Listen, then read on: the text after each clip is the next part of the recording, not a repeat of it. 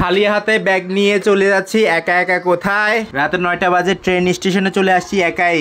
আসসালামু আলাইকুম বন্ধুরা, কেমন আছেন? আপনারা আশা করি ব্যাগে ভালো আছেন। চলে আসছি ব্যাগে হাতে নিয়ে নতুন একটা ব্লগ নিয়ে। এই ব্লগে হবে যে একা একা ঘোরাঘুরি যাইতেছি কোথায় সেটা বলে ফেলবো। ট্রেনটা ছাড়ুক আগে সেটা দেখে নিব।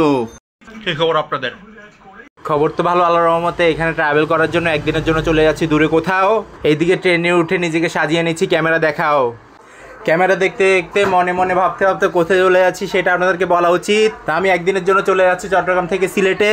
সিলেটে যাইতে যাইতে ট্রেনের মধ্যে কি কি খাইতেছি সেটা দেখাবো আজকে ব্লগেতে। এখানে খেয়ে ফেলতেছি চানাচুর মিক্স এবং হচ্ছে যে রং চা।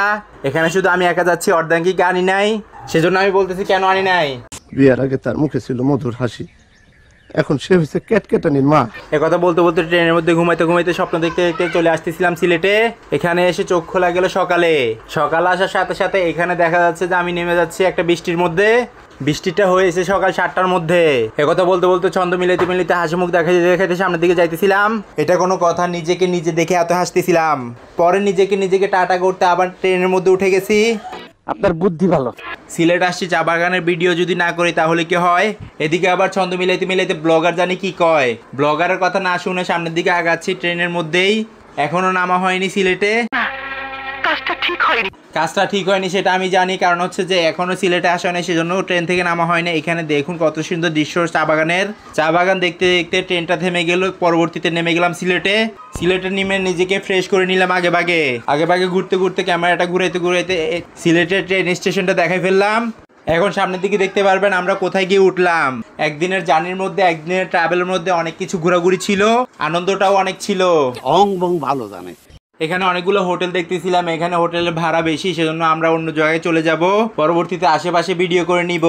আশেপাশে ভিডিও করতে করতে সকালের নাস্তা না করতে দৌড়াইতে চলে যেতেছিলাম হোটেল খুঁজতে। দৌড়াইতে ক্লান্ত হয়ে গিয়ে সিএনজি নিয়ে ফেললাম। ঠিক আছে বলে সাথে সাথে সিএনজি নিয়ে নেমে গেলাম হোটেলের কাছে।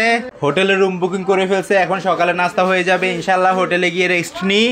পরবর্তীতে ঘুরতে বের হবো বিকেলের দিকে। রাতে জার্নি করার পর সকালে নাস্তা না করার পর সবাই ক্লান্ত হয়ে গেছে। ছোট জাপানিরে কেন সাথে নিয়ে আসেন নাই? ছোট জাপানির সাথে আনি না, রিল্যাক্স করতেছি এখানে বসে বসে। এখানে বন্ধুদের সাথে ঘুরতে আসলাম হেসে হেসে।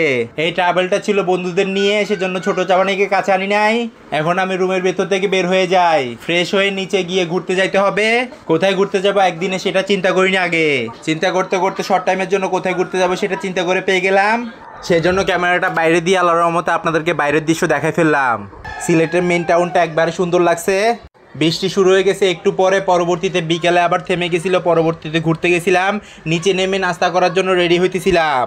সকালের নাস্তাটা ছিল ফ্রি, তাই আমরা মিলে সবাই চলে আসলাম নাস্তা করতে। তো আমার সাথে কে কে আসছে সিলেটে সেটা বলতে ভুলে গেছি।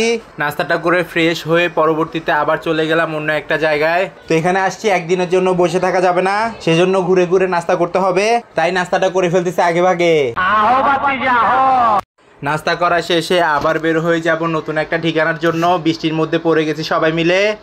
তো এখানে ঘুরতে আসি পিচ্চিকালের বন্ধুকে নিয়ে। বন্ধুরা সবাই মিলে ছিলাম 4 জন। ঘুরতে ঘুরতে বৃষ্টি নামলো অনেকক্ষণ, সেজন্য ঘুরতে ঘুরতে কোথায় চলে যাব সেটা ভেবে পাইতেছিলাম না। অবাক করা বিষয়। তারপর হোটেলের কাছাকাছি একটা বাজারে চলে গেছি ঘোরার জন্য। এখানে খাট আছে নতুন সেজন্য। একথা বলতে বলতে সামনের দিকে যাইতেছিলাম। এখানে বৃষ্টি থামতেছিল না। সাময়িক বাজারে ঘুরে ফিরে চলে আসবো না। পরবর্তীতে অন্য জায়গায় ঘুরতে গেছি, সেটার ব্লগ আসবে সামনে। চ্যানেলটা সাবস্ক্রাইব করে দেন আগে।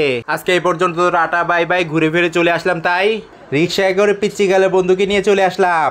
হোটেলে চলে আসলাম 2 মিনিটে নাস্তা করে। পরবর্তীতে ফ্রেশ হয়ে যাবো বিকালে অন্য জায়গায়।